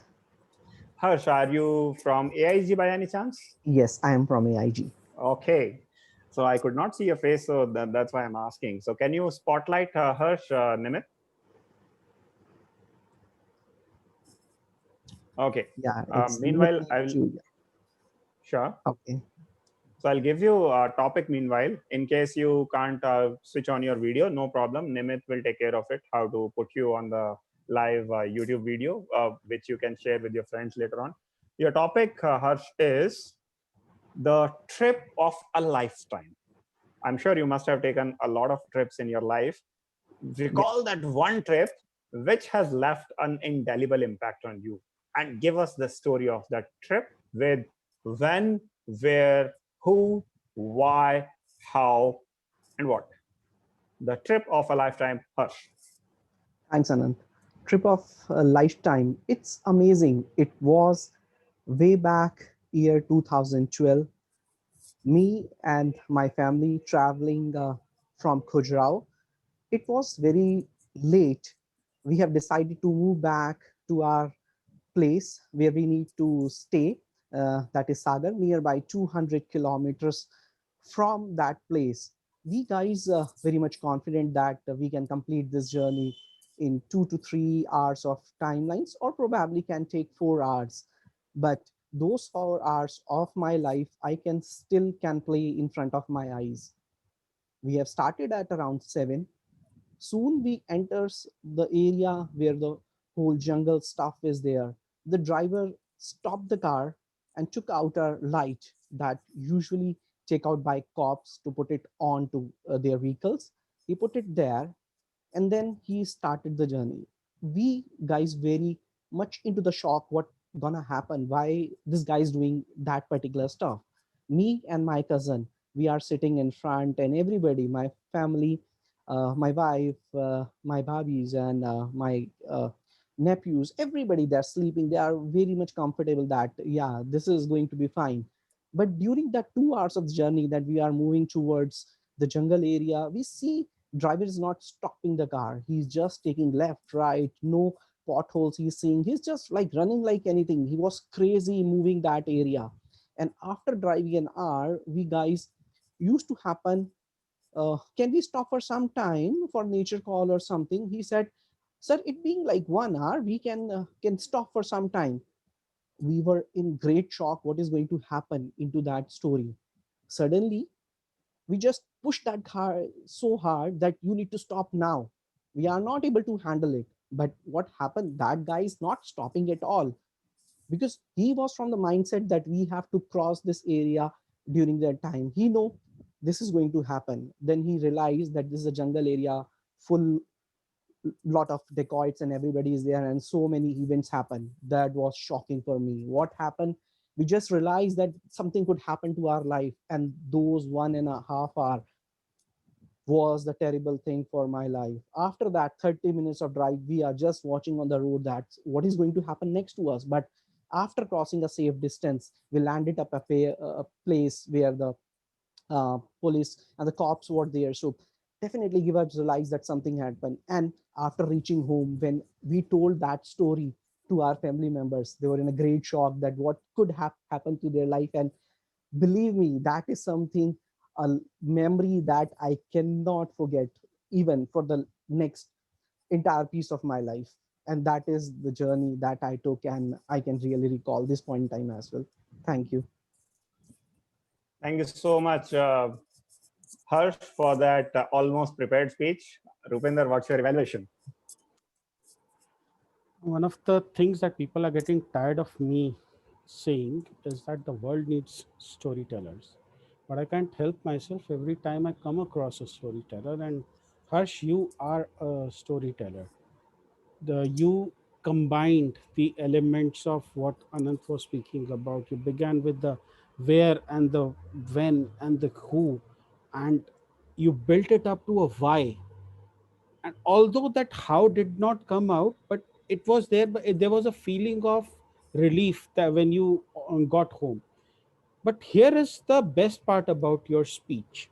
At every moment, we were wondering as to what is going to happen next, even knowing that you are here telling the story. So that means that the story had a happy ending in the fact that you are here to tell that story to us, yet we were hooked on to your story. And that to me is story capability of storytelling. And you, sir, are a storyteller. You should harness that skill.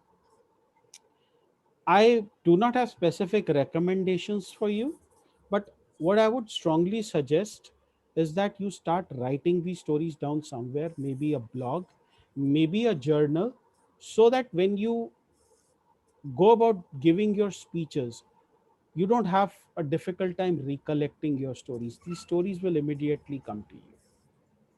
Hope that helps. Definitely. Thank you so much. Thank you, Harsh, and back to you, Anant. Thank you, Rupinder. I think now is the time with one last topic. We can check with Anshupriya once again if she can hear us. Anshupriya, can you hear us? Okay, looks like Anshupriya is having some audio issue. So, well, that's it, guys. I think the 6 approaches we have practiced and spoken about them enough today. And we would just like to take these last 7 minutes in recalling what these 6 approaches were. With Rupinder's permission, I would like to make an attempt on recalling what his 3 approaches were, and he would do the same for my 3 approaches. I actually, so way through the approaches, just let me know, because there were some topics that we did not cover, and I would want to tell them Okay. that. So I will cover all the 6 approaches in very brief, and then I will hand you over for the topics. We can repeat some of the speakers once more. Sure. The 6 approaches we had today were the time approach, the past, present, future. That was all about ideas are already there. Just put them on the structure of chronological order. Along with that, the same approach, but on the time, on the space order, north to south, east to west, inside to outside, any approach, either on time or space, always is ahead. The second one was a little more analytical approach, OREO, opinion. Why do you believe so? What is your reason? What are the examples that I should believe what you are saying makes sense? So examples. And at the end, conclude with reinforcing that opinion once more. So opinion, reason, examples, and opinion once again, Oreo. It's an analytical approach. One more analytical approach is always about pro versus con, or this versus that. So make sure of using either of the analytical approaches when the topic demands so. Four approaches covered so far. When you have absolutely no idea what you are supposed to speak, rely on your own life experiences or wisdoms and follow either of the two approaches. One, either your mind will instantly recall an incident in your life which you can latch onto and start weaving your story from when, where, and who. Everything else will take care of itself. Introduce the context, when, where, who, a problem, the why, solution with how, and it with a conclusion, what. Simple. And if everything fails, go deeper in one of your trusted buckets of life: political, economical, social, technological, ethical, or legal. Either of these will come to you naturally by your education or profession or the family or your upbringing. It will be out of interest or hobbies as well. But social is one area where everyone can speak on. If you want to add some more data to it, go with other 5. That is where these 6 approaches are the standard ones which can help you out. Merge, make combinations, do whatever you want. We have done our job today. I hand it over now to Rupinder to try out a couple of topics he has with people who are yet to speak or would like to speak again. Over to you, Rupinder. No, I don't want to give you topics. I just wanted to tell you that there were topics we had, and I want you to match those topics to the particular style that we spoke about. Okay, whether it's a past, present, future topic, whether it is an Oreo approach, whether it is fantastic, a spacing kind of a thing. So I will call out the topic, and I want you to just type in the chat box the approach you would take for it. Okay, the first topic is bigger picture or attention to detail. What approach would you adopt? Anant, if you could send me the topics you missed also over the chat, I will call them out. Sure, I'll speak them out rather. Okay. You are getting answers. Yes, you're right, Yashpal, Nimisha. This versus that. Harsh, you're also right. Nimit, it can be pestle also, but I would go with the this versus that kind of an approach. Easier thing, yeah. Okay. Here is a topic. What is your greatest strength? What would you go with?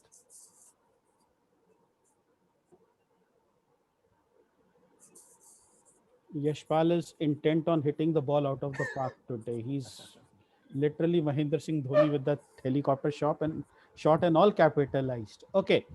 Natalie, that's absolutely correct. Okay. Then where do you see yourself in 5 years from now?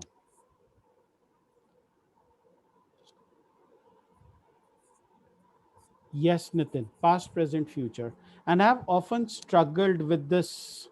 Yes, storytelling can be an approach, Yashpal, but I've often struggled with this question in the interviews. And it later came to me that in order to talk about where I see myself 5 years from now, I have to go back a few years, see where I came from now, and then make an extrapolation about where I can be 5 years from now.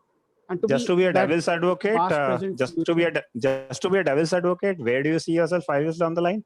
How about space? Sitting at home, locked down. It can be a space topic also, but to me, the first thing that came to my mind, because of that 5 years part, it was like that it could be told in a time context. Well said. I've got one more topic, and this one should be easy. Android or iOS? Come on. Yeah, exactly. So Android or iOS, guys? I mean, what would you go with that? What would you go with? See, every one of us has certain opinions. It's just a matter of which approach we are taking to organize those opinions. Excellent. You can call it as an Oreo, you wish, or you can have a this versus that. You can do it in an Oreo format also. Yeah. That in my opinion, I would go with iOS. Android has its advantages, blah, blah, blah. So I have given a categorization of three approaches, 6 approaches, right? Oreo and this versus that are all about analysis. For personal experiences or things from your own life, pastel or storytelling. And time and space for organizing any random thoughts that you can recall from anywhere in the world. These are general approaches. You can use them inside of either of the 4 approaches as well. Rupinder, shall I share my topic? Yeah, please. Go right ahead. Okay. So guys, a road accident I can never forget. Which approach this one should be?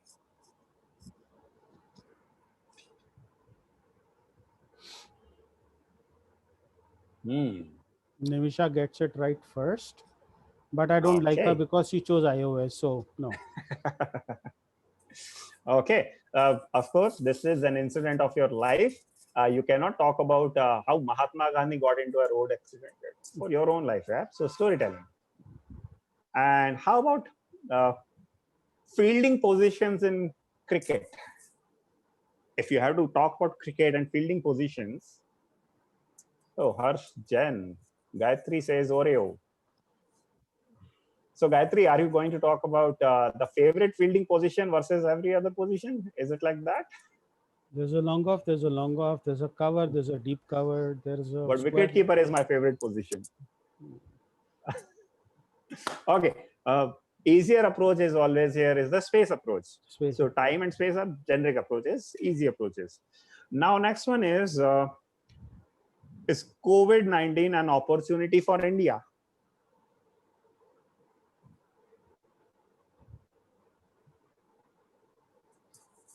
Yes, that is one of the possible answers, and pastel is also one of the possible answers.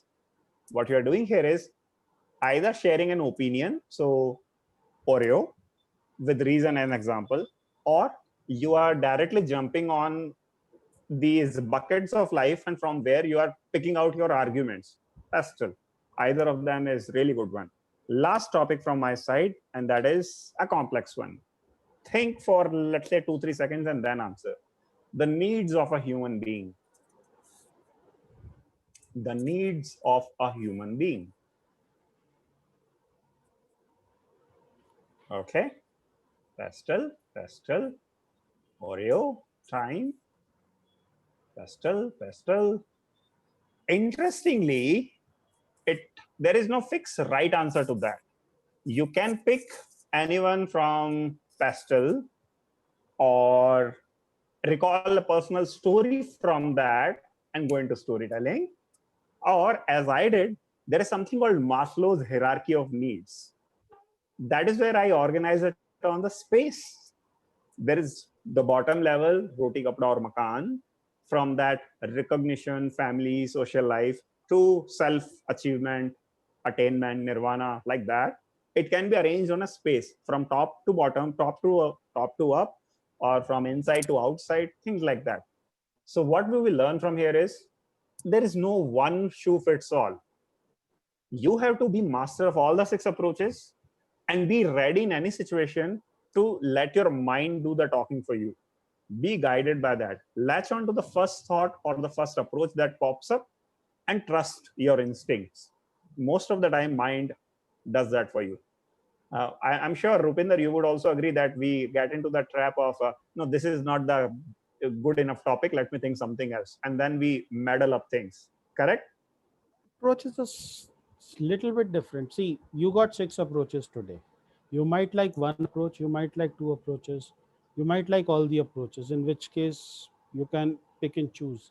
But if after today you have at least one approach that you think that yes, I can apply it, I can make this work, then you've learned something today. My advice to you would be practice that approach, since that is a low hanging fruit for you. Utilize that first, then move on to the next easier approach. Okay, for example, for me the easiest approach was Oreo, and I can answer any question in the form of Oreo in my sleep. But then past, present, future was my next easiest approach. This versus that was my next easiest approach. And then Anant educated me about the other approaches. The fact is that pick one, stick with it, do an exercise every day so that you become a master of that approach. I've been doing Oreo past, present, future since 2015. So I can literally do those in my sleep. In fact, when I do this program, I often challenge people, give me a topic, I'll make an Oreo out of it. And trust me, one day I got the bazaars of Bangladesh and I had no clue, but I had a clue about bazaars and I had a clue about Bangladesh, and I combined it together to make it a table topic. I hope this was helpful. The recording of this is getting recorded live on YouTube, so the recording will be available. And I would, if you have any questions, regarding joining Turning Point Toastmasters, feel free to reach out to us, Anant, Nimit, Rupinder, anyone, and we'll be happy to help you out. You can also reply in response to that email. You must have received this link to join today on. And one last approach that I want to share with you, what in continuation to what Rupinder said, how to practice daily. Sometimes it's not possible for us to join a Toastmasters meeting to practice. The next best thing that we can do is I consciously keep seeing around or observing around things around me. Sometimes while sitting in the car or the cab and seeing something on the hoarding as an advertisement, as a catchphrase, sometimes a situation happening in front of me, you just analyze that, think in your mind on either of the approaches, talk to yourself in your mind. Sometimes you never know when it can help you somewhere later in life. Most of the times, the topics that you win on are the ones for which you have prepared somewhere long back already. Who knows, right? So with deep gratitude from Rupinder and myself, I now hand over the session to our president and the tech master, Nimit Mittal. Nimit, over to you. Wow, that was just simply amazing. I have never come across such a session where they had so much of wisdom, knowledge, all the experience was talking, right? So many pointers, so many approaches we learned today. And I just urge you to not waste the session we had by not implementing them. So the session, although has theoretically ended today, but it actually starts from today when we all go back and apply them in our lives, in our day-to-day life, like suggested. And to apply it even more and to practice it even more, this is the platform where we all can do at Toastmasters.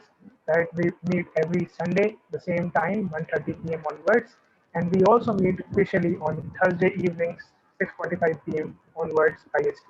For any queries, any questions, anything pertaining to how you can be part of our sessions even more, you can write down to us by replying to the email which you received.